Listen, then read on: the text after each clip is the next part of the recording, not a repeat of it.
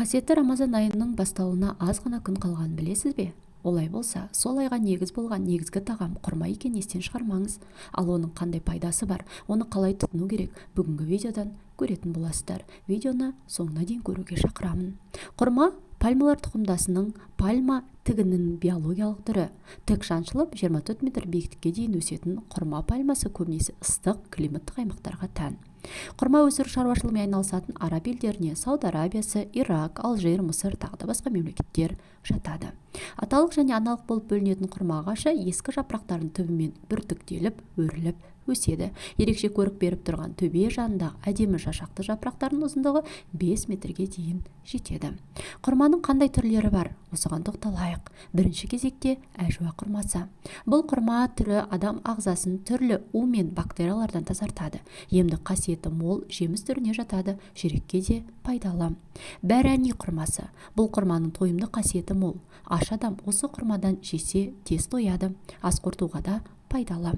Құрма адамзат баласының барлығына танымал ең көне жеміс болып табылады.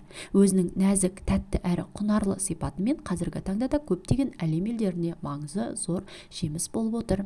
Ғалымдар бұл жемістің барлық жаңа қырын және таңқаларлық ерекшелігін әрі таңдаулы ас екендігін ғана емес, небір түрлі ауру сырқаудың таптырмас емшісі екендігін анықтап отыр.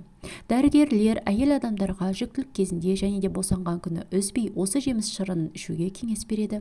Себебі бұл жеміс шырыны ағзасы әлсіреген анаға күш береді. Сонымен қатар босанушы әйелдің ағзасына жаңа туылған нәрестеге өмірінің ең алғашқы сәтінен бастап өте қажетті ана сүтін құрайтын химиялық реакцияның жүзеге асуына қамтамасыз етеді.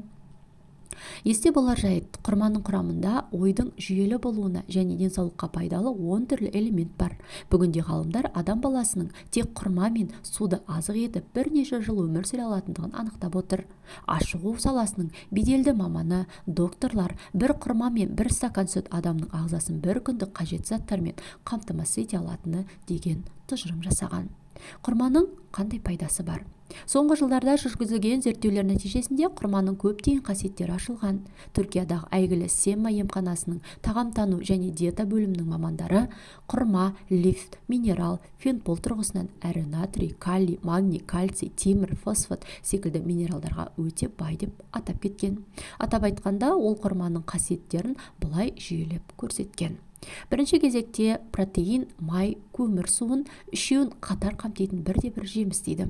Жас құрма теріге оң ықпал етеді, жүктілік пен күнге күйеуден түскен дақтарды кетіреді. Құрмадағы темір, қан аздыққа пайдалы. В1, В2 дәрумендерінің қатар кездесуі бауырды сауықтырады. Тамақ ауруынан жөтелге пайдалы. Қатерлі ісіктен, рактан сақтайды. Жүрек пен қан тамырларына таптырмайтын ем. Құрамында фосфор мен кальцийдің молдығы сүйек ауруларынан қорғайды. Жүйке жүйесінің шаршауын басады. Мидың жұмыс істеу қабілетін күшейтеді. Ас қорытуға пайдалы. Тойымдылық қасиеті өте жоғары. Балғын құрманың бойында 60-65% қант болғанына қарамастан адамды семіртпейді, жеңіл босануға септігін тигізеді. Сонымен қатар құрамында ағзаға тез сіңетін және жылдам ыдыраушы қант шырыны бар. Ол ағзаның белсенділігін арттырып, жылу күшімен қамтамасыз етіп отырады. Құрамындағы қант шырыны ағзада қант құрамын мөлшерден асырушы, кәдімгі қанттан глюкозадан айырмашылығы көп. Қан құрамындағы қанттың көтерілуі бірнеше сырқаты бар жандар үшін өте қауіпті. Соның ішінде қант диабеті кезінде қан құрамында қанттың көбеюінің ішкі ағзаларына зиянын тигізеді. Ең бірінші, бүйректің, көздің, жүректік бұлшықеттің жүйке жүйелерінің талшықтарын қызметі бұзылады.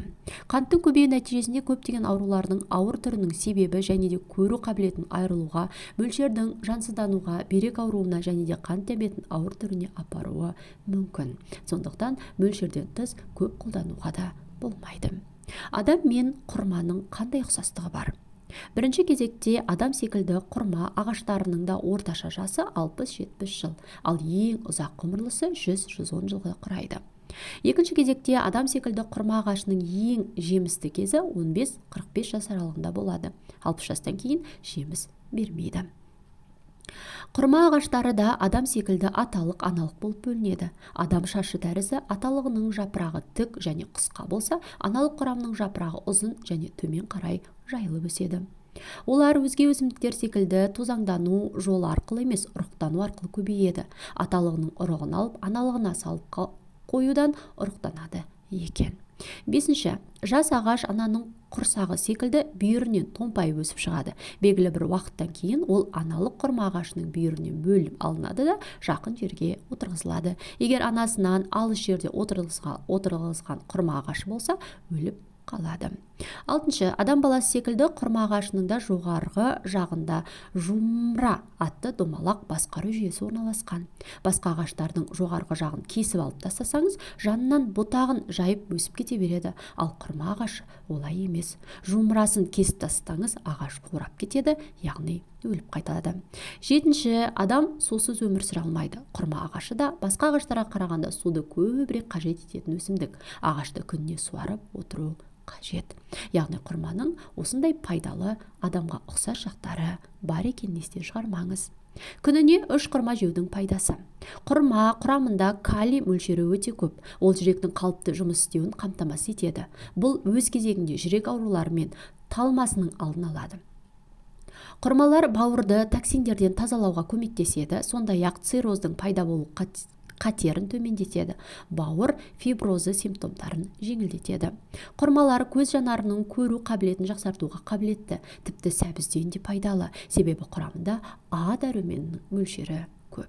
Егер өзіңізді сергек әрі қуатты сезінгіңіз келсе, құрма жеп тұрыңыз. Бар болғаны 3 құрма жесеңіз, бір күнге жетерлік энергия аласыз. Құрма бұл асқазан функциясы бұзылған кезде ас қорытуға таптырмас өнім.